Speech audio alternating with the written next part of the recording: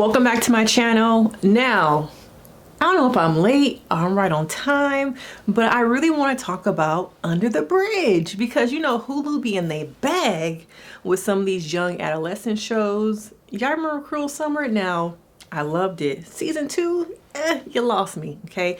But I feel like Hulu really does their thing when it comes to these young adolescent, get into the nitty-gritty dark lives of young girls. So I'm like, ooh, let's get into it.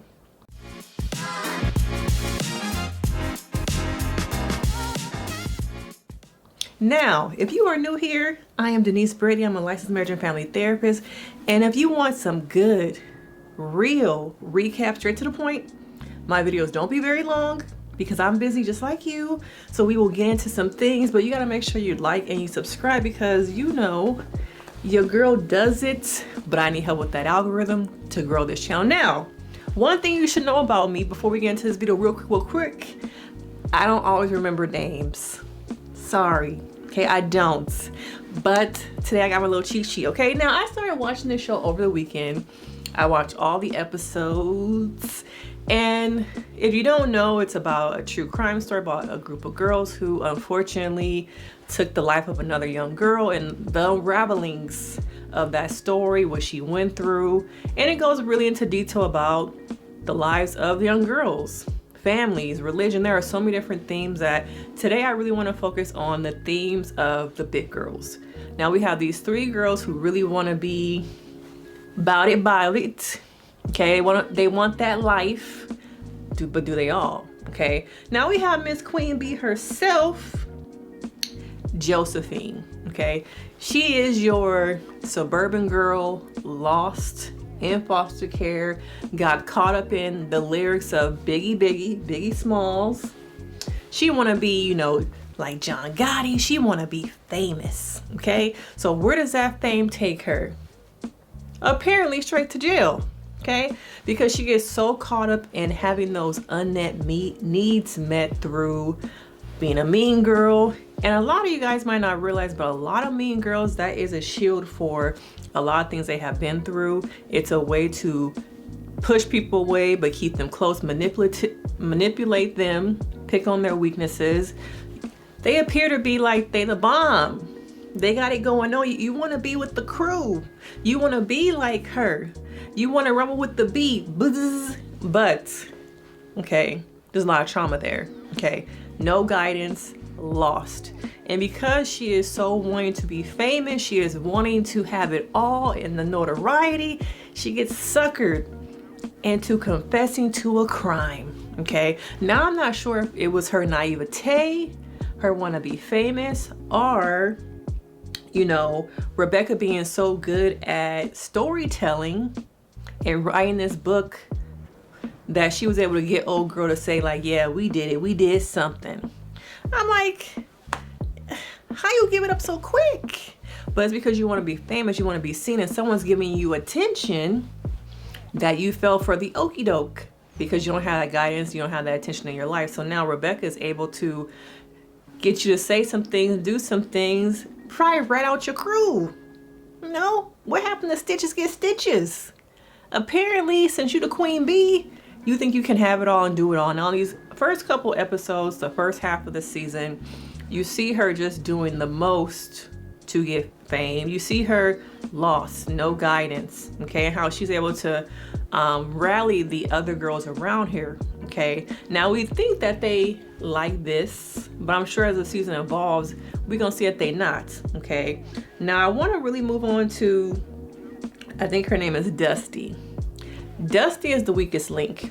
And I think there's some colorism stuff happening. I think there's some stuff related to her appearing in the community where she's pretty much to me the only Black person I've seen on this show, and how she is also lost and wanting to fit in and be seen. That her character is really relatable to the main character who passes away. They are very similar, but because Dusty wants to be a part of the crew, Dusty is also searching for acceptance, connection. The friendship she developed with the person that, you know, ultimately is not here anymore, Reena, she sacrificed her friendship in order to be a part of the crew, the big girls. Gang, gang, gang, gang. Okay?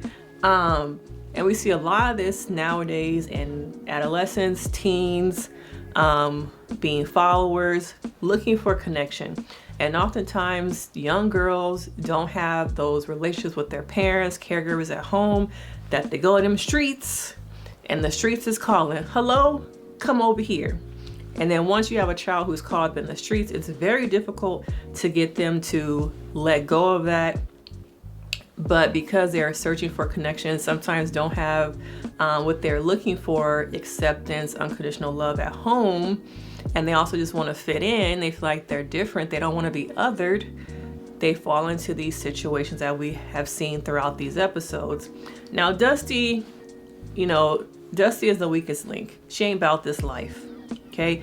Dusty is just another kid who got caught up in the system, who's lost, and as soon as someone shows her a little bit of attention, okay, there she is, ready to do whatever, whenever, okay? But that also comes back to bite her, because once we see Cam give her a little bit of attention, she starts to kind of crumble when it comes to being put on the spot about what these girls did, how they did it, and what is going on. See, Dusty thought she was smarter than Cam. But when Cam got that phone call saying we found the body, okay. It was done. You didn't been caught, okay? Reena was not alive. She is somewhere and we just found the body. So, girl, what you gonna do? Okay. Now, moving on to Izzy. Izzy is the one that she's quiet. She falls to the background. She is a true ride or die in the worst kind of ways, as we've seen in this last episode. The girl who will do whatever to fit in, to be besties.